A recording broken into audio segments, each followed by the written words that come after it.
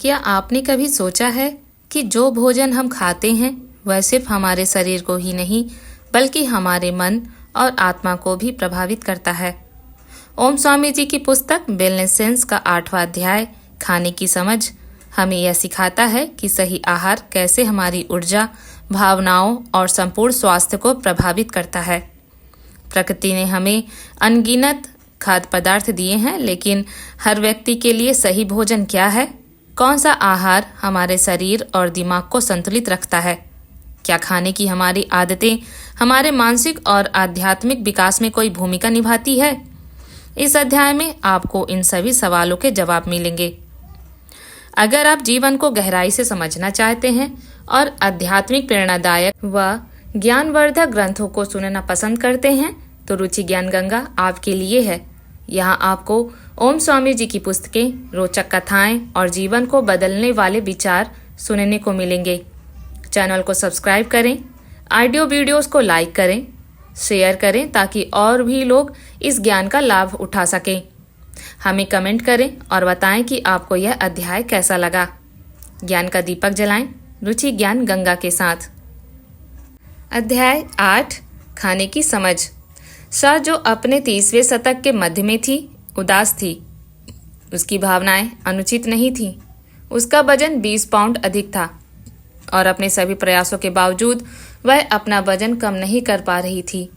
उसने सभी प्रकार के आहार कार्यक्रमों की कोशिश की, लेकिन हर बार जब वह कुछ पाउंड कम करती तो वह अपना वजन कम करने से पहले ही वापस पा लेती। उसने उपवास और पूरक आहार की कोशिश की। वह शाकाहारी भी बन गई, लेकिन कोई सुधार नहीं हुआ। ईसा बिना किसी बच्चे के खुशहाल शादीशुदा जीवन जी रही थी। दिलचस्प बात यह थी कि वह सही मात्रा में सही खाना खा रही थी, फिर भी उसका वजन कम नहीं हो पा रहा था। उसने मुझसे पूछा कि भगवान उसके प्रति इतने निर्दयी क्यों हैं? भगवान का आपके शरीर के वजन से क्या लेना देना है? मैंने पूछा। उसे लगा कि ब्रह्मांड में कुछ नकारात्मक शक्तियां उसे स्थायी रूप से वजन कम करने से रोक रही हैं। उसने मुझे बताया कि उसका सपना कुछ खास कपड़ों में फिट होने में सक्षम होना था। उसने कहा कि वह आईने में सुंदर दिखना चाहती थी। मैंने उसे बताया कि वह सुंदर है, लेकिन वह इस पर विश्वास नहीं करेगी। वजन कम करने में उसकी असमर्थता ने उसके आत्मविश्वास और आत्मसम्मान को गहराई से प्रभावित किया था। वह खुद को एक असफल व्यक्ति के रूप में देखती थी। उसका लक्ष्य सुपर मॉडल बनना नहीं था। वह केवल 20 पाउंड वजन कम करना चाहती थी। उसने कहा, उसने मुझसे पूछा कि ऐसा कैसे हो सकता है कि कोई भी आहार कार्यक्रम उसके लिए काम नहीं करता। उसने कम खाने की कोशिश की। उसने अधिक खाने की कोशिश की। उसने कुछ खाद्य पदार्थ खाने की कोशिश की और उसने केवल सलाद खाने की कोशिश की। लेकिन हर बार जब उसका वजन कम हुआ तो उसने अपना वजन वापस बढ़ा लिया। उसने कहा कि वह जीवन भर शाकाहारी नहीं रही थी, लेकिन पिछले 5 वर्षों में वह शाकाहारी भी बन गई है। उसने व्यायाम करने की कोशिश की, लेकिन उसे स्थायी रूप से वजन कम करने का कोई तरीका नहीं मिला। उसका अतिरिक्त वजन। कृपया मुझे सच बताएं, स्वामी, उसने कहा। क्या आप मेरी मदद कर सकते हैं? फिर हाँ, मैंने कहा। आप देखिए, ईसा व्यायाम या आहार कार्यक्रम कभी भी वजन कम करने का स्थायी तरीका नहीं होते हैं। आपका वजन इस बात से बहुत कम जुड़ा है कि आप क्या या कितना खा रहे हैं, और भगवान वजन कम करने में आपकी मदद नहीं कर सकते। आपको खाने की कला जानने की जरूरत है। आपके द्वारा चुने गए खाद्य पदार्थों में कोई समस्या नहीं है। समस्या आहार नहीं है, बस खाने की समझ है। मैंने उसके साथ लंबे समय से भूली हुई खाने की समझ साझा की। यह चुनने की कला कि आप अपने पेट में क्या, कब, कैसे और कितना डालते हैं। वह कुछ हद तक, लेकिन पूरी तरह से आश्वस्त नहीं दिखी। फिर भी उसने अगले 3 महीनों में ठीक से खाने के मेरे तरीके का पालन किया और वापस आकर बताया कि उसने 12 पाउंड वजन कम किया है। उसने कहा कि वह खुश और फिट महसूस करती है क्योंकि वह खुद को प्रताड़ित नहीं कर रही थी और सब कुछ खाने के बावजूद उसका वजन अभी भी कम हो रहा था। 4 महीने बाद उसने बताया कि और 10 पाउंड वजन कम करना। उसने 20 पाउंड वजन कम करने के अपने लक्ष्य को पार कर लिया। 1 साल से ज़्यादा हो गया है और उसका वजन फिर से नहीं बढ़ा है। इस अध्याय में मैं आपके साथ खाने के मूल सिद्धांतों या खाने की समझ को साझा कर रहा हूँ। जैसा कि मैं इसे कहता हूँ, यह आपके खाने को खाने का सामान्य ज्ञान है। आपकी आहार संबंधी प्राथमिकताओं के बावजूद, भले ही आप कट्टर मांसाहारी हों, अगर आप मेरे द्वारा यहाँ साझा किए गए सिद्धांतों का पालन करते हैं तो आप ज़्यादा तंदुरुस्त, स्वस्थ और खुश महसूस करेंगे।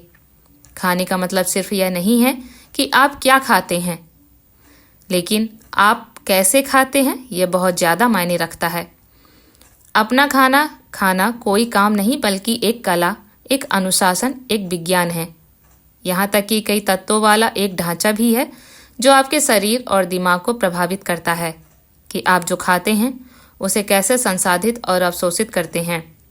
कुछ लोगों को अपने आहार में बदलाव करना अविश्वसनीय रूप से कठिन लगता है। कुछ लोगों को अपने मांस या तले हुए खाद्य पदार्थ बहुत पसंद होते हैं और कई अन्य लोगों के लिए सामाजिक अपेक्षाओं या धार्मिक प्रतिबंधों के कारण अपनी आहार संबंधी आदतों को बदलना संभव नहीं होता है। और यह ठीक है, यह सबसे अच्छा परिदृश्य नहीं है, लेकिन हम इसके साथ काम कर सकते हैं। कुछ भी बिल्कुल बुरा या बिल्कुल अच्छा नहीं है। स्पष्ट रूप से लाखों स्वस्थ मांस खाने वाले लोग हैं। मैं ऐसे कई लोगों को जानता हूँ जिन्होंने शराब का सेवन किया और हर दिन मांस खाया, फिर भी वे 80 के दशक तक जीवित रहे। बहुत कुछ आपकी मन स्थिति पर निर्भर करता है। यदि आप चिंता करने वाले या ज़्यादातर तनावग्रस्त व्यक्ति हैं तो एक खीरा भी आपको नुकसान पहुंचा सकता है। आप कह सकते हैं कि आप चिंता करने वाले या तनावग्रस्त व्यक्ति होने से बच नहीं सकते, और यह भी ठीक है जब तक आप खाने की समझ का पालन करते हैं। यह आपको हल्का और स्वस्थ महसूस करने में मदद करेगा। आप बेहतर नींद लेंगे और आप तरोताज़ा होकर उठेंगे। 3 प्रकार के खाने वाले। खाने को एक अनुष्ठान के रूप में सोचें। आप बैठते हैं, आपका खाना मेज पर होता है। आप अनुष्ठान करने के लिए खुद को तैयार करते हैं। आप खाना शुरू करते हैं और थोड़ी देर बाद ख़त्म करते हैं। हालांकि यह कोई अपना खाना एक ही तरीके से नहीं खाता। अपने खाने को अच्छी तरह से चबाना खाने की समझ के सबसे महत्वपूर्ण पहलुओं में से एक है। जब खाने की रस्म की बात आती है तो ज़्यादातर 3 तरह के लोग होते हैं। वे जो जल्दी जल्दी खाते हैं और मुश्किल से अपना खाना चबाते हैं। वे जो मध्यम गति से खाते हैं और अपना खाना अच्छी तरह चबाते हैं, और वे जो धीरे धीरे खाते हैं। इन तीनों प्रकार के खाने के तरीकों का वर्णन इस प्रकार किया जा सकता है। कुत्ता वे जानवर जिन्हें हमेशा अपने भोजन के लिए प्रतिस्पर्धा और संघर्ष करना पड़ता है। वे आमतौर पर जल्दी जल्दी खाते हैं। वे जल्दी में होते हैं क्योंकि उन्हें डर होता है कि कोई उनसे उनका खाना छीन सकता है, उन्हें बीच में रोक सकता है, या कुत्ता बहुत तेजी से खाता है। अगर आप कुत्ते को खाना खाते हुए देखें तो आप पाएंगे कि वह शायद ही कभी शांति से खाता है। वह खाते समय लगातार 10 दिशाओं में देखता रहता है। वह चिंतित रहता है। यह उसका स्वाभाविक स्वभाव है। पालतू बनाए जाने से बहुत पहले कुत्तों को भेड़ियों के झुंड की तरह अपना खाना ढूंढना पड़ता था और दूसरे शक्तिशाली जानवरों द्वारा उसे चुराए जाने से पहले उसे खाना पड़ता था। वे अपना खाना पचा नहीं पाते थे और उनकी आंत की लंबाई उन्हें यह सुविधा देती थी। वे हर समय बेचैन और सतर्क रहने में सहज होते हैं। दरअसल उनसे ऐसा ही होने की उम्मीद की जाती है। उन्हें थोड़ी सी भी आवाज़ आने पर जाग जाना चाहिए। लेकिन इंसानों को आराम और शांति की ज़रूरत होती है। हमें मानसिक और शारीरिक रूप से कुछ समय की ज़रूरत होती है। खाने वालों में से पहला प्रकार तेज खाने वाला होता है और वह कुत्ते के बराबर होता है। अगर आप बिना चबाए जल्दबाजी में खाना खाते हैं तो आपको अपच होने की संभावना है। मैं जिन लोगों से मिलता हूँ उन्हें पता भी नहीं होता कि उन्हें अपच है। अपच के सिर्फ लक्षण रिफ्लेक्स या एसिडिटी ही नहीं है। जब आपका खाना 3 घंटे से ज़्यादा पेट में रहता है तो आपको अपच की समस्या होती है। आयुर्वेद में कहा गया है कि मानव शरीर में 95% बीमारियां पेट से ही होती हैं। अपने खाने को ठीक से न चबाना शरीर में होने वाली सभी बड़ी बीमारियों का मुख्य कारण है, जिसमें मधुमेह, रक्तचाप और अनियमित मलत्याग शामिल है। आप जरूरत से ज़्यादा खाने की प्रवृत्ति भी रख सकते हैं, जिससे मोटापा भी हो सकता है। अगर कोई व्यक्ति बहुत तेजी से खाता है तो उसका पेट हमेशा तनाव में रहता है। जो काम कठोर दांतों को करना चाहिए था, वह नरम आंत कर रही है। आपका पेट पकाने के लिए बना है, पीसने के लिए नहीं। यह एक ओवन है, ब्लेंडर नहीं। दांत काटने और चबाने के लिए डिजाइन किए गए हैं। जब आपके पेट को भोजन के बड़े टुकड़े पचाने होते हैं तो बिना पचा हुआ भोजन बहुत लंबे समय तक पेट में रहता है। आपके शरीर को उस भोजन को पचाने के लिए ज़्यादा एंजाइम स्रावित करने पड़ते हैं। यह आपके आंतरिक वातावरण को अत्यधिक अम्लीय बनाता है। यह आपको सुस्त और थका हुआ भी बनाता है। बिना पचा हुआ भोजन आपके सिस्टम में विषाक्त पदार्थ बनाता है। यह अपच, माइग्रेन और भारीपन का मुख्य कारण है। नींद आपको तरोताजा करने के लिए होती है, लेकिन जो लोग जल्दबाजी में खाना खाते हैं वे थके हुए उठते हैं। शेर डिस्कवरी चैनल चालू करें और शेरों के झुंड को शिकार के लिए जाते और फिर उसे खाते हुए देखें। शिकार करते समय भी उनकी हरकतों में एक खास तरह की शालीनता होती है। कोई बेतरतीब हरकत नहीं होती। खाते समय वे ऐसे खाते हैं जैसे वे हर निवाले का मजा ले रहे हों। वे तनाव में नहीं होते, क्योंकि दूसरे मांसाहारी जानवरों की तरह कोई उनसे खाना नहीं छीन सकता। वे अपने शिकार को खाने में समय लेते हैं। जो शेरों की तरह खाते हैं वे सबसे अच्छे खाने वाले होते हैं। वे अपना खाना मध्यम गति से खाते हैं और अपना खाना अच्छी तरह से चबाते हैं। गाय। हिमालय के गांवों में अनगिनत बार मुझे गायों को चरते हुए देखने का मौका मिला। कई बार मैंने बकरियों और भेड़ों को बहुत तेजी से चरते हुए देखा। उनके छोटे सुंदर मुंह छोटी और तेज हरकतों में घास तोड़ते थे, लेकिन मैंने कभी भी गाय को चरने या जुगाली करने के लिए भागते हुए नहीं देखा। वे अपना समय लेती हैं। वास्तव में वे बहुत अधिक समय लेती हैं। खाने में बहुत अधिक समय लेना हम इंसानों के लिए अच्छा नहीं है। जो लोग बहुत धीरे धीरे खाते हैं उनके पाचन तंत्र को गायों की तरह कड़ी मेहनत करनी पड़ती है, क्योंकि उनका अधिकांश भोजन उनके पेट में पहुंचने तक ठंडा हो जाता है। जब भोजन कमरे के तापमान से कम होता है तो आपके शरीर को इसे पचाने के लिए उस भोजन को गर्म करना पड़ता है। यह ध्यान रखना महत्वपूर्ण है कि धीरे धीरे खाने का मतलब यह नहीं है कि आप अपना भोजन अच्छी तरह चबा रहे हैं। बहुत से लोग धीरे धीरे खाते हैं क्योंकि वे खाते समय कुछ और कर रहे होते हैं। वे पढ़ रहे होते हैं, टीवी देख रहे होते हैं या फिर फ़ोन पर बात कर रहे होते हैं या इसके अलावा कंप्यूटर पर काम कर रहे होते हैं इत्यादि। आप अपना खाना तभी सही गति से खा सकते हैं जब आप खाते समय खाने पर ध्यान केंद्रित कर रहे हों। अगर आप खाने के दौरान कोई और गतिविधि कर रहे हैं तो खाने की स्वस्थ गति बनाए रखना और अपने खाने को ठीक से चबाना संभव नहीं है। ज़्यादातर लोग इसलिए अस्वस्थ नहीं होते क्योंकि वे गलत खाना खा रहे होते हैं। वे अस्वस्थ हैं क्योंकि वे ठीक से खाना नहीं खा रहे हैं। खाते समय एक स्थिर गति बनाए रखें, ना बहुत तेज ना बहुत धीमा, और दिन ब दिन अपने स्वास्थ्य में सुधार देखें। खाने की समझ के 5 पहलू। आप कैसे खाते हैं, यह एक कला है। हम में से हर कोई इसे अलग अलग तरीके से करता है। आपने ऐसे लोगों को देखा होगा जो तनावपूर्ण नौकरी करते हैं और घर पर चुनौतियों का सामना करते हैं। वे तरह तरह की चीज़ें खाते हैं, फिर भी उनका स्वास्थ्य अच्छा रहता है। अगर कोई खुशमिजाज, लापरवाह या संतुष्ट है तो आहार की भूमिका अपना महत्व खो देती है, क्योंकि ऐसे लोग लगभग कुछ भी पचा सकते हैं। उनके अच्छे मानसिक स्वास्थ्य के कारण उनका शरीर भी फिट रहता है। खाने की अच्छी समझ के 5 पहलू हैं, जैसे ध्यान, पानी, मात्रा, कृतज्ञता और समय। मैं विस्तार से बताता हूँ। ध्यान। ज़्यादातर लोग बिना यह जाने कि वे जितना खाना चाहिए उससे ज़्यादा खा रहे हैं। यह जानने का सबसे आसान तरीका है कि आपको कितना खाना चाहिए। ध्यान से खाना है। आपका शरीर आपको बता देगा कि उसे कब पर्याप्त खाना चाहिए। अपने भोजन की जीवंत ऊर्जा को अवशोषित करने के लिए खाने में सावधानी बरतना जरूरी है। सावधानी के लिए जरूरी है कि आप खाते समय अपने खाने पर ध्यान दें, हर निवाले का मजा लें। खाने के दौरान टीवी ना देखें, कोई काम ना करें या ना ही पढ़ें। आदर्श दुनिया में आपको कोई भी बातचीत नहीं करनी चाहिए। ये सब ध्यान भटकाने वाली चीज़ें हैं। बिना सोचे समझे खाने से या तो आप बहुत जल्दी या बहुत धीरे खाते हैं। अगर आप सोच समझकर खाते हैं और सिर्फ तभी खाते हैं जब आप खा रहे होते हैं, तो आप कभी भी ज़्यादा नहीं खाएंगे और आपको अपने खाने से सबसे ज़्यादा फायदा मिलेगा। आप इस सिद्धांत को किसी भी दिन आजमा सकते हैं। बस अपने पसंदीदा रेस्टोरेंट में जाएं और खाना ऑर्डर करें।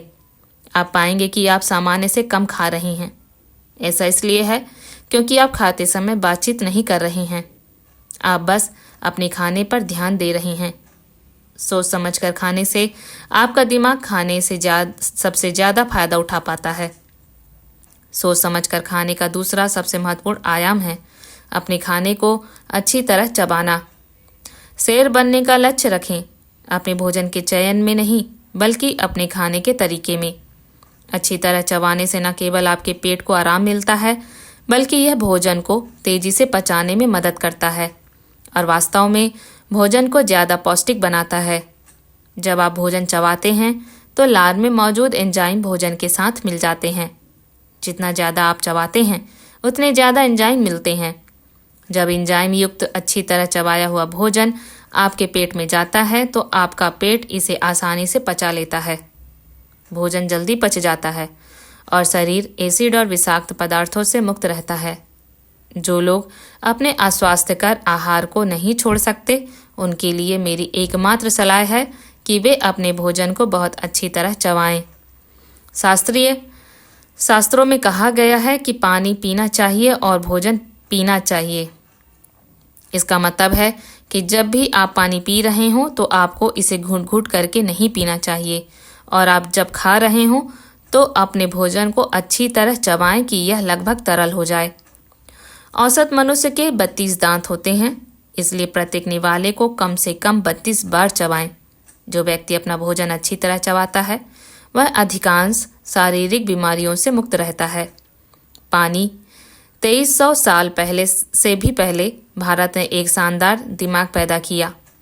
चाणक्य, एक बेहतरीन अर्थशास्त्री और दार्शनिक, चाणक्य ने अपने लेखन में शारीरिक स्वास्थ्य पर भी बात की। उन्होंने पानी पर एक उल्लेखनीय टिप्पणी की। जब भोजन करने से आधे घंटे पहले पानी पिया जाता है तो यह पवित्र अमृत की तरह होता है। जब कोई भोजन के दौरान पानी पीता है तो यह दवा की तरह काम करता है, लेकिन भोजन के तुरंत बाद इसे पीने पर यह जहर की तरह काम करता है। उनके कथन में चिकित्सा दूरदर्शिता बहुत गहरी है। सदियों से आधुनिक विज्ञान भोजन के तुरंत बाद पानी पीने पर विश्वास करता रहा है ताकि भोजन को उचित मात्रा में पानी के साथ पचाया जा सके। यह दृष्टिकोण अब मान्य नहीं है क्योंकि शोध के लंबे समय से स्थापित किया गया है कि भोजन के तुरंत बाद पानी पीने से गैस्ट्रिक जूस पतला हो जाता है, जिसे अपच होता है। यह लीवर और अग्नाशय पर अधिक एंजाइम स्रावित करने पर अनावश्यक बोझ डालता है। जब हम खाना खाने से लगभग 20 मिनट पहले पानी पीते हैं तो यह पेट को ठीक से तैयार करता है। यह पाचन एंजाइमों को सक्रिय करता है जो शरीर को पर्याप्त लार बनाने के लिए बेहतर तरीके से कार्य करता है और अधिक कुशल और तेज पाचन में सहायता करता है। भोजन के दौरान यह कोई बड़ा नुकसान नहीं करता, लेकिन कोई बड़ा लाभ भी नहीं देता है। यह दवा की तरह है क्योंकि यह आपके भोजन को पेट में तरल बनाकर टानी की तरह काम कर सकता है, जिससे बेहतर पाचन हो सकता है। हालांकि भोजन के तुरंत बाद यह हानिकारक है। यह एक छोटे से कैंप फायर पर बर्फीले पानी को डालने जैसा है। यदि आप उस समय पानी पीते हैं जब आपका पेट आपके ठोस भोजन के बड़े टुकड़ों को तोड़ने की प्रक्रिया में होता है, तो यह तुरंत पाचन एंजाइमों को पतला कर देता है। आपके शरीर को भोजन को पचाने के लिए अधिक मेहनत और लंबे समय तक काम करना पड़ता है, और पानी जितना ठंडा होगा भोजन को पचने में उतना ही ज़्यादा समय लगेगा। मात्रा इस बारे में कोई निश्चित एक आकार फिट सभी गाइड नहीं हो सकता है कि किसी को कितना खाना चाहिए। फिर भी आयुर्वेद में दिशा निर्देश हैं। यह बताता है कि आपको एक तिहाई अनुपात में ही खाना चाहिए। इसका मतलब है कि आपके आहार का 1/3 हिस्सा ठोस होना चाहिए, 1/3 तरल होना चाहिए और 1/3 पेट में हवा के लिए छोड़ देना चाहिए। बाद के ग्रंथों में दृष्टिकोण को आधा 1/4 में बदल दिया गया, जिसका अर्थ है भोजन के 2 भाग, पानी का 1 भाग और हवा का 1 भाग। हवा के लिए एक हिस्सा छोड़ना महत्वपूर्ण है ताकि भोजन को मथने, मिलाने, तोड़ने और पचाने के लिए जगह हो। एक वॉशिंग मशीन के बारे में सोचें जो कपड़ों से भरी हुई है। कपड़े अच्छी तरह से नहीं धुलेंगे, आपको उन्हें घूमने और मथने के लिए जगह देनी होगी। यही बात आपके आहार पर भी लागू होती है। कभी भी अपनी भूख से ज़्यादा ना खाएं, हमेशा अपने पेट में कुछ जगह छोड़ दें। आधुनिक विज्ञान के अनुसार भूख और तृप्ति रक्त शर्करा के स्तर पर आधारित होती है। जब रक्त शर्करा का स्तर एक निश्चित बिंदु से नीचे चला जाता है तो यह भोजन का सेवन करने की इच्छा पैदा करता है। जब हम भोजन करते हैं तो गैस्ट्रिक फैलाव और शर्करा का बढ़ता स्तर हमें रोकने के लिए कहता है। लेकिन जब हम अस्वास्थ्यकर या प्रसंस्कृत खाद्य पदार्थ खाते हैं या हम जब जल्दबाजी में खाते हैं, तब तक मस्तिष्क को यह एहसास होता है कि इसे रोकने का समय आ गया है। तब तक हम पहले से ही अत्यधिक मात्रा में खा चुके होते हैं। पौष्टिक खाद्य पदार्थ जो स्वाभाविक रूप से पौष्टिक होते हैं, विशेष रूप से वसा और प्रोटीन से भरपूर खाद्य पदार्थों के उल्लेखनीय गुणों में से एक यह है कि आप उन्हें अधिक नहीं खा सकते हैं। आप मीठा, फिजी, शीतल पेय अधिक पी सकते हैं, लेकिन आप दूध अधिक नहीं पी सकते। उदाहरण के लिए आपका शरीर प्राकृतिक खाद्य पदार्थों को कैसे पचाना है यह जानता है और यह आपको बता देगा कि उसे कब पर्याप्त मिल गया है। यदि आप सचेत भोजन का अभ्यास करते हैं तो आप अपने शरीर की बात बेहतर ढंग से सुनना सीखते हैं और आपका शरीर हमेशा आपको बताता है कि कब रुकना है। कृतज्ञता। यह सुनने में थोड़ा अजीब लग सकता है, लेकिन भोजन शुरू करने से पहले प्रार्थना करने और कृतज्ञता व्यक्त करने के महत्व को कभी कम ना आंकें। वैदिक दृष्टिकोण इसे और भी आगे ले जाता है। वेदों में भोजन को भगवान कहा गया है और भगवान ही भोजन है।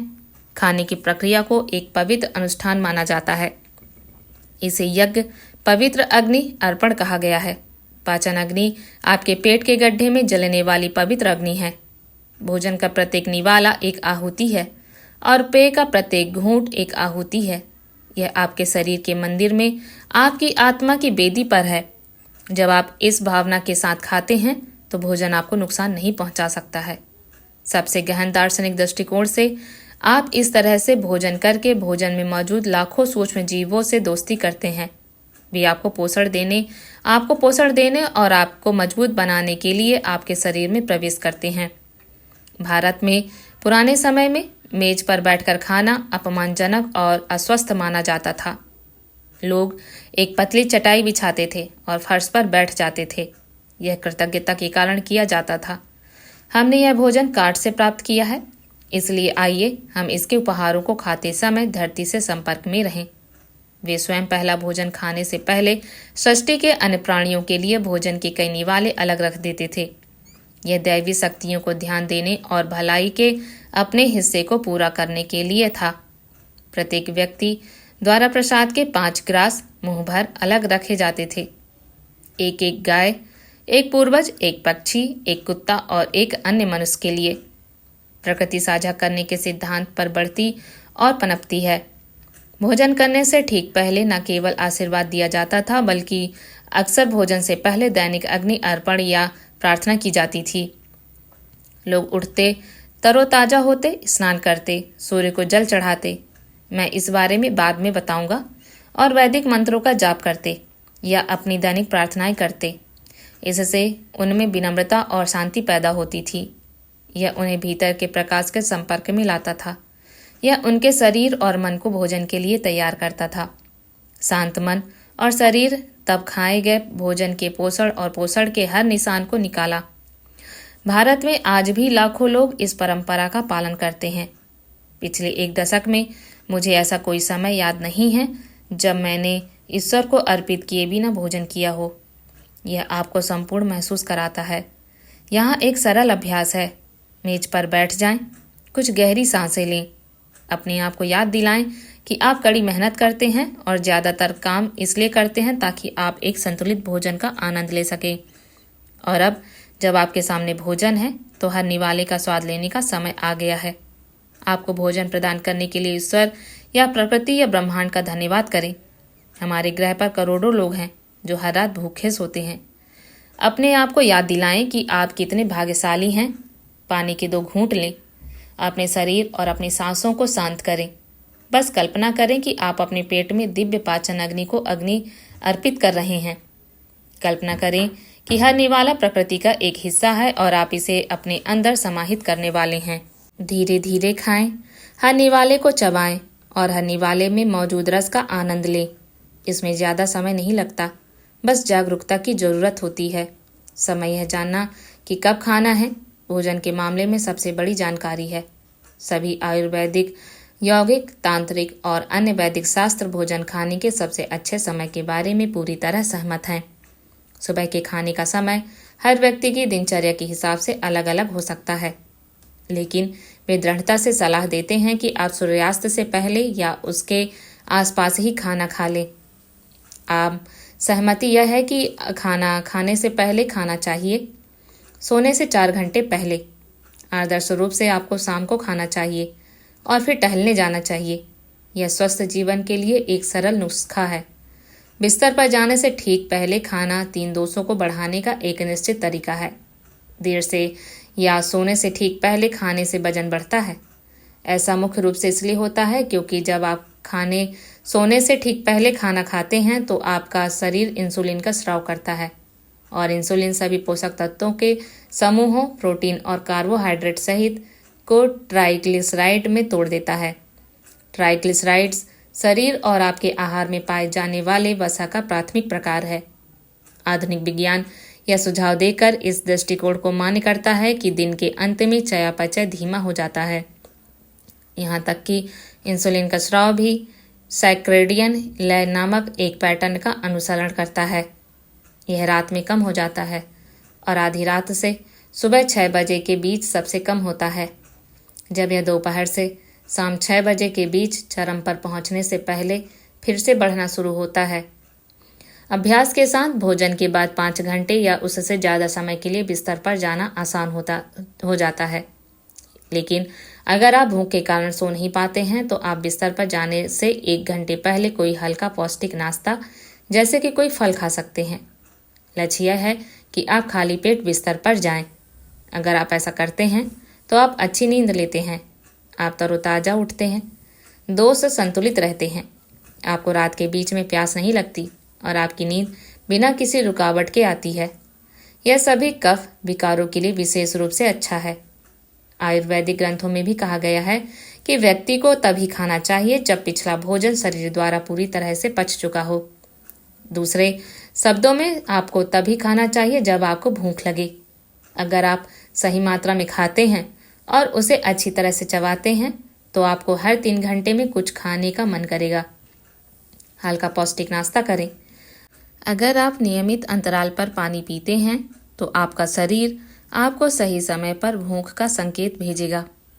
लंबे समय तक भूखे रहना समझदारी नहीं है, क्योंकि आपका शरीर आपके प्राकृतिक ऊर्जा भंडार का उपयोग करना शुरू कर देता है और फिर जब भोजन आपके पेट में जाता है तो ऊर्जा की अतिरिक्त रिहाई वसा में परिवर्तित हो जाती है। अनियमित भोजन समय मोटापे के लिए एक बड़ा योगदान करता है। जब आपके पेट में पहले से ही भोजन है तो खुद को भरपेट खाना आपके स्वास्थ्य के लिए उतना ही हानिकारक है। यौगिक ग्रंथों में कहा गया है कि कोई भी अच्छा भोजन अधिकतम 4 घंटों के भीतर पूरी तरह से पच जाता है, चाहे आपकी जीवन शैली कितनी भी गतिहीन क्यों ना हो। यदि आपको अपने पिछले भोजन के 4 घंटे बाद भूख नहीं लगती है तो संभावना है कि भोजन अभी तक पचा नहीं है, और जब आपका भोजन खाने के 4 घंटे बाद भी पचता नहीं है तो यह निश्चित रूप से आपके शरीर में विषाक्त पदार्थ पैदा कर रहा है। मौसम और आहार। जब मौसम बदल रहा होता है तो आपका शरीर एक आंतरिक परिवर्तन से गुजरता है। इन समयों में आपकी प्रतिरक्षा प्रणाली कमजोर होती है। शरीर को समायोजित होने में समय लगता है। यही कारण है कि वसंत के दौरान और सर्दियों की शुरुआत से ठीक पहले मौसमी एलर्जी सबसे खराब होती है। अगर आप स्वस्थ होकर किसी मौसम में प्रवेश करते हैं तो आपके पूरे मौसम में स्वस्थ रहने की संभावना अधिक होती है। और यह सिर्फ शारीरिक स्वास्थ्य के लिए नहीं सच नहीं है, यह मानसिक स्वास्थ्य के लिए भी सच है। अगर आप किसी मौसम की शुरुआत उदास मूड में करते हैं तो आप अगले 3 महीने उदासी में बिता सकते हैं। नवरात्रों के 2 चरण होते हैं जिन्हें नवरात्र कहा जाता है, जो साल में 2 बार ऋतुओं के आरंभ होने के समय में आते हैं। नवरात्र भारत में व्यापक रूप से मनाए जाते हैं। इन नवरात्रों को देवी माँ की उत्सवी रातें मनाया जाता है। प्रकृति माँ ही देवी माँ है। इस अवधि के दौरान लोग ज़्यादातर घर के अंदर रहते हैं और बाहर रेस्तरां में पकाए गए किसी भी भोजन को खाने से बचते हैं। वे ग्लूटेन मुक्त आहार लेते हैं। केवल गाय के दूध, फल और कुछ सब्जियों से मिलकर बनता है। कुछ लोग पूरे 9 दिनों तक पूरी तरह से उपवास करते हैं। फलों के रस के तरल आहार पर निर्वाह करते हैं। यह देखा गया है कि ये लोग मौसमी एलर्जी से पूरी तरह से बच सकते हैं। हर बार जब मौसम बदलता है तो भारत में कोई ना कोई त्यौहार होता है। वैदिक शास्त्रों में ऋतुएं 4 नहीं बल्कि 6 हैं, अर्थात वसंत, ग्रीष्म, बरसात, शरद, शीत और ठंडी ऋतु। त्योहारों का उद्देश्य माँ प्रकृति के प्रति आभार व्यक्त करना है और मौसम के नए खाद्य पदार्थों को हर्षोल्लास के साथ पेश करना है। कोई भोजन कैसे पेश किया जाता है, यह इस बात का निर्णायक कारक हो सकता है कि आपका शरीर उसे स्वीकार करता है या अस्वीकार करता है। उदाहरण के लिए, यदि आप किसी बच्चे को कोई खास खाना खाने के लिए मजबूर करते हैं और उसे वह पसंद नहीं आता है, तो हो सकता है कि उसके मन में उस भोजन के प्रति आजीवन घृणा पैदा हो जाए। वात रोग अर्थात वात से उत्पन्न होने वाले सभी विकार, विशेष रूप से मौसमी एलर्जी, गर्मी के मौसम में शरीर में पनपते हैं। बरसात के मौसम में वे बिगड़ जाते हैं और शरद ऋतु में शांत हो जाते हैं। वसंत ऋतु में पित्त संबंधी विकार जमा होते हैं। गर्मियों में वे बढ़ जाते हैं और शरद ऋतु में शांत हो जाते हैं। सर्दी की शुरुआत से ही शरीर में कफ जमा हो जाता है, लेकिन वसंत ऋतु तक इसके विकार प्रकट नहीं होते। यह गर्मियों में शांत हो जाता है। दोषों और मौसमों के बीच संबंधों के लिए नीचे दी गई कुछ तालिकाएं हैं। दोष और मौसम जमा होते हैं, बढ़ते हैं, शांत होते हैं। वात गर्मी, पित्त, बसंत, कफ, सर्दी, बरसात, गर्मी, बसंत, शरद ऋतु, गर्मी। आपके संवैधानिक विकार ऊपर बताए गए मौसमों के अनुसार होने की संभावना है। मौसम के बदलाव के दौरान हल्का आहार लेना सबसे अच्छा है। हल्का भोजन करने का मतलब है सभी प्रोसेस्ड, तले हुए, वसायुक्त और फास्ट फूड से बचना। आदर्श रूप से आपको मौसम बदलने के दौरान 1 सप्ताह के लिए ग्लूटेन और डेयरी मुक्त आहार पर रहना चाहिए। यह कई मौसमी एलर्जी और शारीरिक कमजोरियों से बचने का सबसे आसान तरीका है। आप जो खाना खाते हैं उसका स्वाद 6 में से कोई भी हो सकता है। यह गर्म या ठंडा, तैलीय या सूखा, कठोर या नरम, तरल या ठोस अथवा अर्ध ठोस हो सकता है। यह चबाने योग्य, चाटने योग्य, पीने योग्य, चूसने योग्य, पौष्टिक या जंक हो सकता है। भोजन के कई अन्य गुण हैं। हालांकि अंततः आपके द्वारा खाए जाने वाले भोजन की वास्तविक प्रकृति का पता उसके 2 महत्वपूर्ण पहलुओं पर विचार करके लगाया जा सकता है, हल्का या भारी और अम्लीय या क्षारीय। या तो यह पचने में भारी होता है या पचने में हल्का, और भोजन आपके शरीर पर या तो अम्लीय या क्षारीय के रूप में कार्य करता है। यदि आप ऐसे खाद्य पदार्थों का सेवन करते हैं तो आपके पाचन के लिए हल्के और क्षारीय प्रकृति के होते हैं, तो आप स्वाभाविक रूप से स्वस्थ रहते हैं। आपको हमारा ऑडियो अगर पसंद आया है तो हमारे चैनल को सब्सक्राइब करना ना भूलें। अपनी राय और अनुभव हमें कमेंट में ज़रूर बताएं। धन्यवाद।